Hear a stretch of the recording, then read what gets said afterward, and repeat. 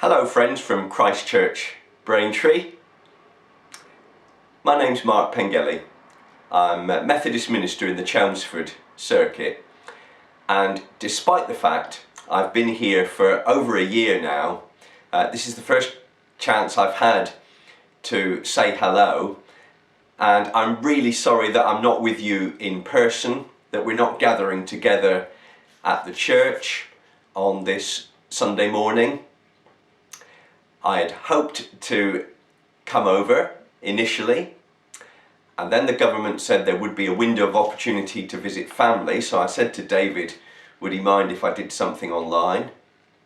And then our churches are all shut down with Tier 4 anyway, so here we are with my apologies that I haven't been able to come and share with you in worship in person, but I'm hoping that this will go some way towards sending you every blessing this Christmas. Going to share with you on this first Sunday after Christmas in 2020 from John's Gospel. In the beginning was the Word, and the Word was with God, and the Word was God. He was with God in the beginning. Through him all things were made.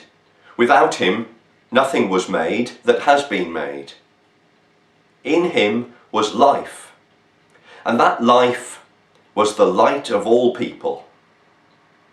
The light shines in the darkness, but the darkness has not understood it. There came a man who was sent from God. His name was John, and he came as a witness to testify concerning that light, so that through him all might believe. He himself was not the light. The true light that gives light to all people was coming into the world. And so it was that the Word became flesh and made his dwelling among us. And we have seen his glory, the glory of the one and only who came from the Father, full of grace and truth. These are very well-loved words. They're some of my favourite Christmas words, although they don't speak of nativities, wise men, stables and mangers. They speak into the heart of what we declare at Christmas, that God, through Jesus, is with us. It's not an easy thing to put into words, but John uses the wonderful imagery of light to articulate just what Jesus coming into the world means for us. I don't know what you know about light. People who know me always say, oh, Mark loves to have the lights on. And I do love to turn lights on and make everything bright. But I'm also fascinated by the physics of light. I was quite keen on physics at school, but the problem was I realised I wasn't really good enough at maths to make a great physicist. I went into Chelmsford Library just a few weeks ago for perhaps only the second time, but it wasn't lockdown at that point, and I thought I'd get a few books out, anticipating another lockdown coming. And I got a book all about particle physics, because I thought I'd like to know how things like light works. Well, it turns out if you start trying to describe exactly how light, photons or waves operate in the physical world, it's really quite tricky. In fact, being a particle physicist is not simple at all. There are oodles and oodles of different types of particle. So many I've forgotten the names of them already. And after a while, it's all quite confusing, and you're not really sure where you are with it all. At least that was my amateur reading of the book about particle physics. But we all know what happens when the light comes into the darkness. You don't need to be a physicist to understand the power and the impact that that has. And our faith proclaims the same is true of Christ coming into our world. Once you've experienced the love of God revealed in Christ, it transforms all around like a candle in the darkness, like these cute little red lights on our tree. As well as Christmas, it's also a birthday.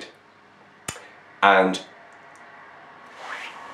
I've got a new jumper and I'm proudly wearing it today.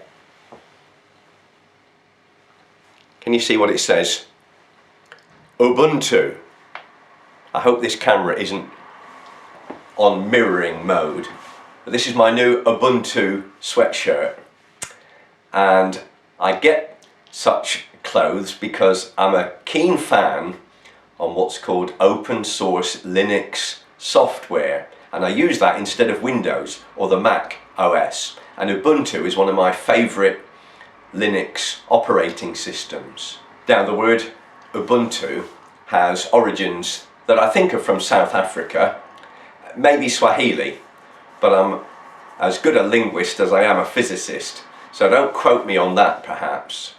But the word articulates something that perhaps there's no single English word to say.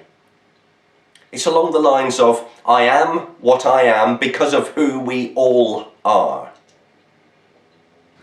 And Archbishop Desmond Tutu brought the word to prominence when he offered a definition in one of his biographies.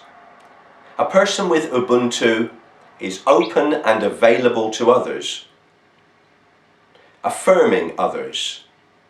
He doesn't feel threatened that others are able and good. I am what I am because of who we all are. And I thought of that as I thought of the way in which John grappled with language to articulate what happens when Christ, light of the world, comes into our world. John speaks of the transformative effect that Jesus has. As Christian communities at this Christmas time, we too want to talk about Ubuntu, saying that we are what we are because of what we all encounter in Christ. Just like the simple lighting of a candle in the darkness has that transformative effect, so when we become what we are because of what God does for us, things can be transformed. Even in the midst of all that we struggle with, like of course this pandemic and the heartache and pain that it has brought,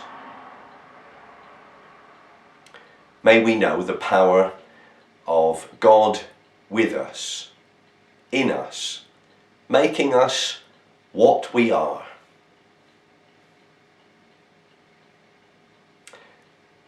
The Lord bless you and keep you, friends. It's been good to be with you in this way. I'm sorry it's not in person, but we look forward to that day to come. And in the meantime, I wish you every blessing, peace and joy for Christmas and this year to come. Amen.